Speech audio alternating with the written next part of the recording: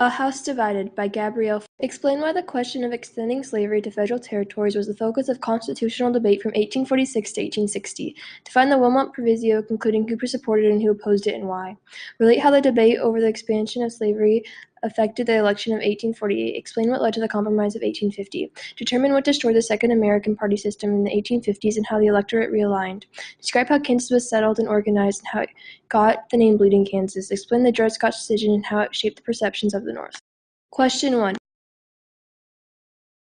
The question of slavery in federal territories became a huge focal point in politics. Slavery was not addressed in the Constitution, so it became a debate for the people. The Constitution did, however, give Congress the power to make needful policies and decisions. Northern governments had already abrogated slavery, but as it says in the video, The Half Has Never Been Told, slavery was, since the Revolution, still a huge part of the Southern lifestyle and economy. The video goes on to explain how slave labor and the production of cotton was fundamental in the shaping of the market economy. Ending slavery in new territories would benefit the Northern campaign of anti-slavery because these newly acquired territories would have representatives in Congress that would most likely be anti-slavery as well. Eventually, the number of free states would exceed the number of slave states, so Congress could feasibly vote to end slavery in the southern states, which the South was not happy about.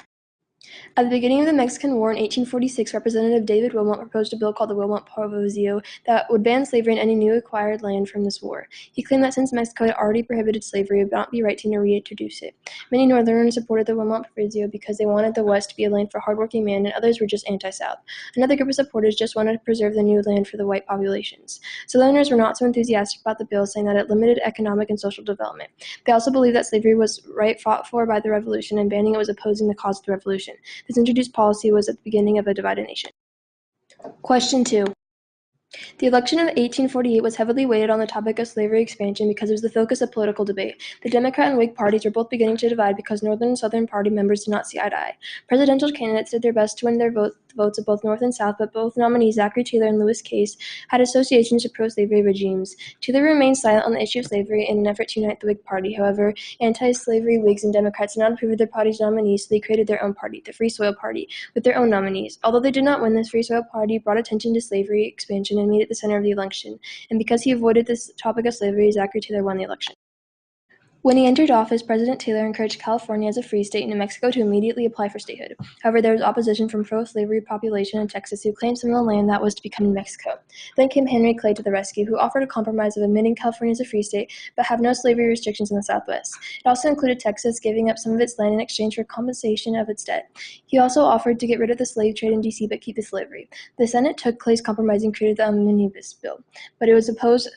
However, Stephen A. Douglas was able to skillfully sell individual parts of the compromise to Congress. These parts together became known as the Compromise of 1850.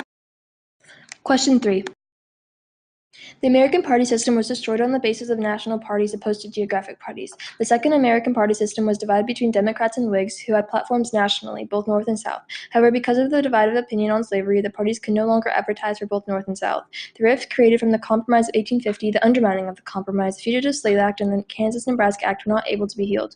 Avoiding the topic of slavery was nearly impossible, and eventually the Whigs could not hold together, so they dissolved, leaving the Democrats and the newly established political party, the Republicans. The Democrats obtained some popularity in the South, leaving room for the Republicans to side with the North. Republicans opposed slavery and helped promote the women's rights movement. They believed that African slavery degraded the status of the working white man.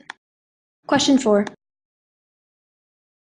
Kansas was a promising place for Republicans, however it was said to be contaminated by Southern values. Kansas was settled and organized under the Popular Sovereignty under Kansas-Nebraska Act. Kansas began to reflect the nation as a whole, slavery versus anti-slavery. To the other states, Kansas was a blank sheet. Pro-slavery and anti-slavery immigrants invaded the territory in order for their cause to have influence.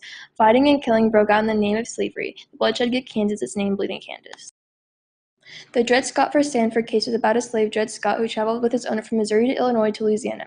Scott's claim was based on his travels and residence, saying that living in Illinois as a free state and Wisconsin a free territory had made him free, even after returning to Missouri. The Supreme Court denied his case on the grounds that because Scott was black, he was not a citizen, called the Dred Scott decision, and sent Republicans in an uproar. They tried rebuting and denying the pro-slavery decision-making, but had no victory. However, it united and made the Republican Party stronger. The Dred Scott decision gave Northerners the perceptions that there was a hostile slave power conspiring against the Northern liberties.